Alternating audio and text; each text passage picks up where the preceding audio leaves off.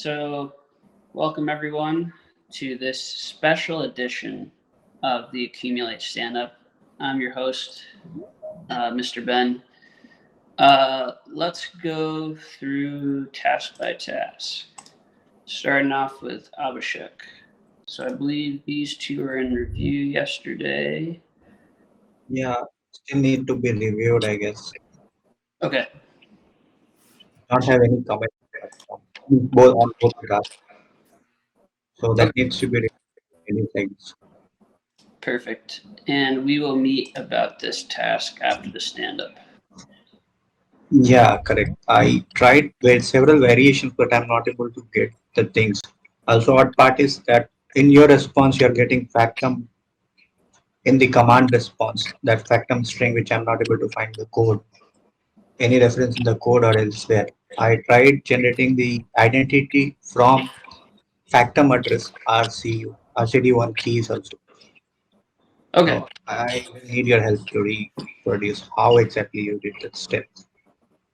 Gotcha. All right, so Dennis thinks the wording is backwards, so I'll look into that. Denny. Ethan, have you been in touch with Denny regarding the... Not beyond the stand-up yesterday. Okay. There were some additional things you wanted him to add to the document. There were things we talked about a week or two ago.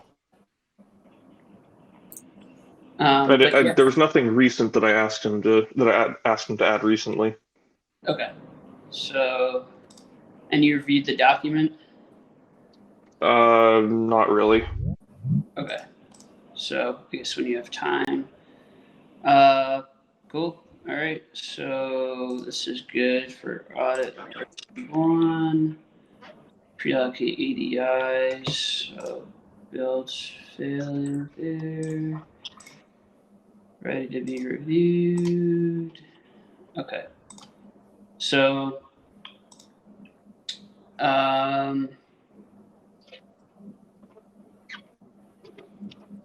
okay, this one. Nothing unassigned. All right, Jonathan, were you able to uncover the issue? Yes, it turned out to be something very simple actually. So Okay. Ethan actually in protocol anchor, partition anchor, in the state manager, the make major block time was not being set.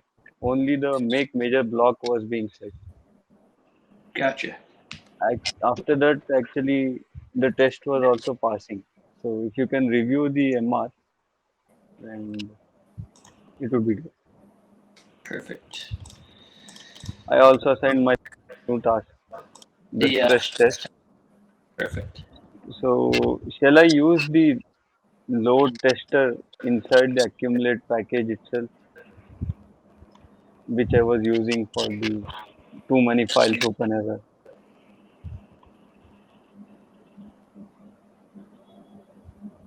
Maybe Ethan or Dennis can. Yeah. Why don't you message them offline? Okay. Oh, I'm muted. That sounds like a good idea. Dennis, is Dennis here? I assume Dennis is here. Yeah, I'm here. I joined late. Sorry.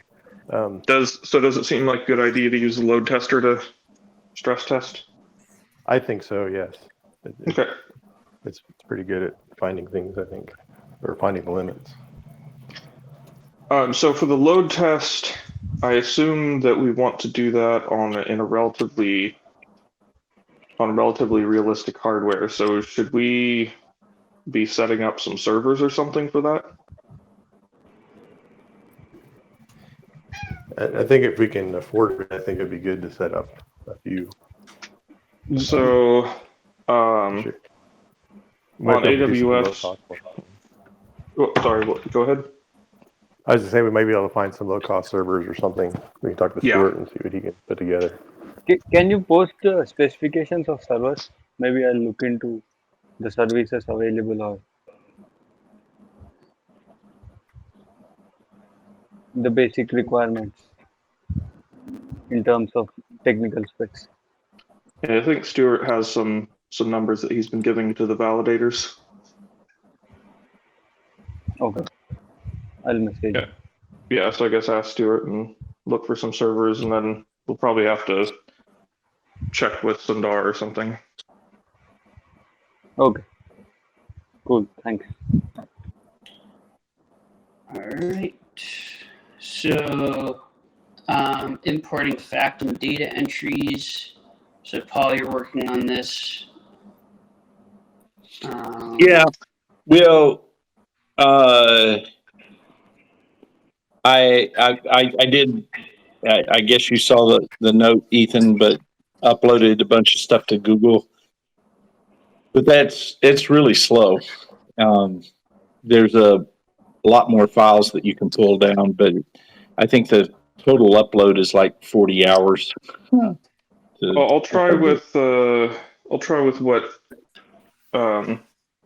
what's been uploaded so far, and if that's not enough to make any conclusions, I can always drive a flash drive over to your house. Well, or I can drive one down to you too. Not that hard. It's only 36 gigabytes or so. I could fly one over. Yeah, that would be a bit more expensive and slow. But if I was going to drive it over, I would probably drive over a full Factum database, because from a full Factum database, you can sync with the network and get updates easily, trivially.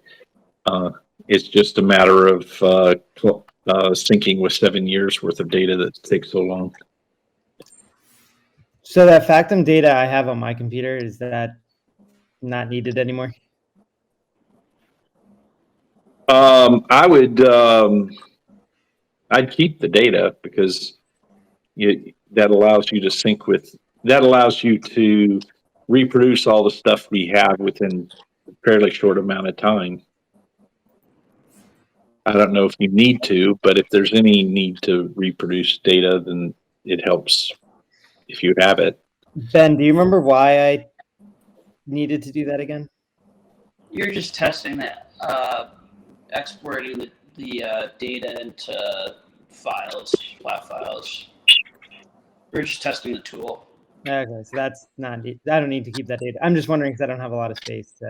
As much as I would love to keep it, I'd also like. Well, you can delete it if you want to, or you could throw it on a flash drive.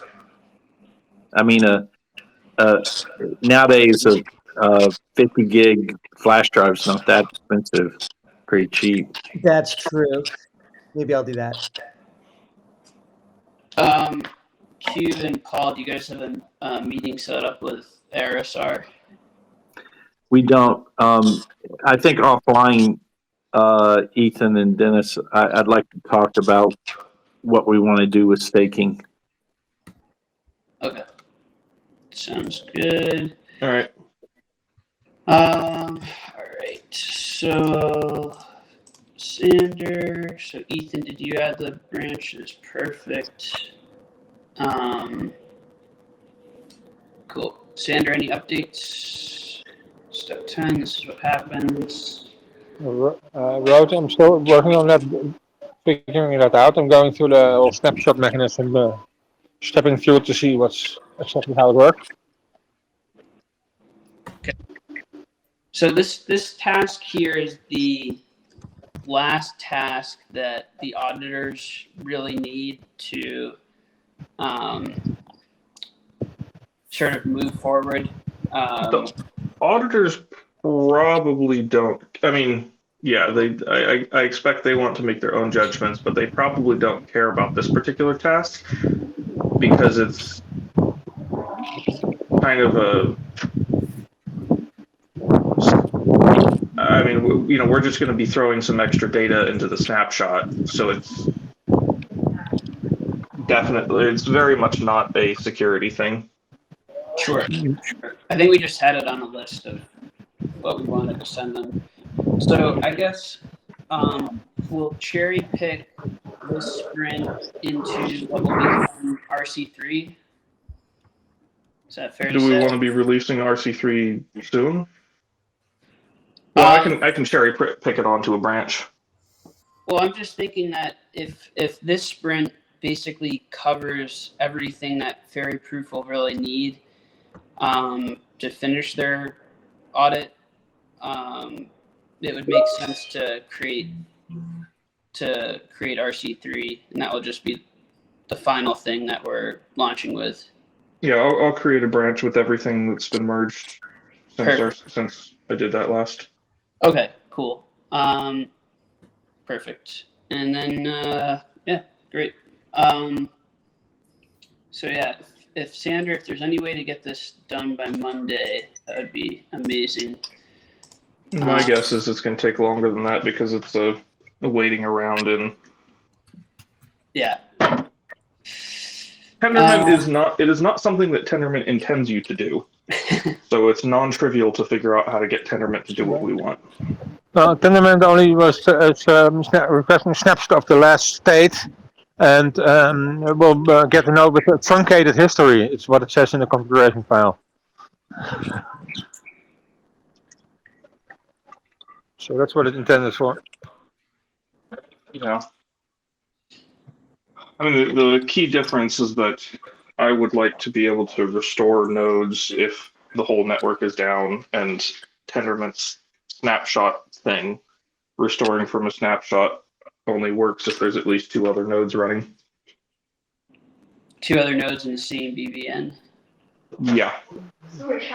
Yes, you should be able to make a file provider instead of a PTP or RPG provider. Or emulate it with an RPC server or something. That I will take a look. That would make sense. Then we wouldn't have to fork Tendermint, hopefully. Yeah, if you have an RPC emulator that emulate a node on the local host and host from a file, that might work. All right. Look into that. Okay. Very good. All right. I think any other questions or comments?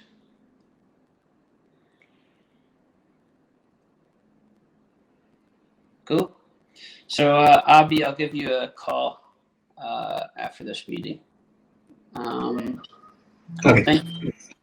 Thank you, everybody, and have a great day.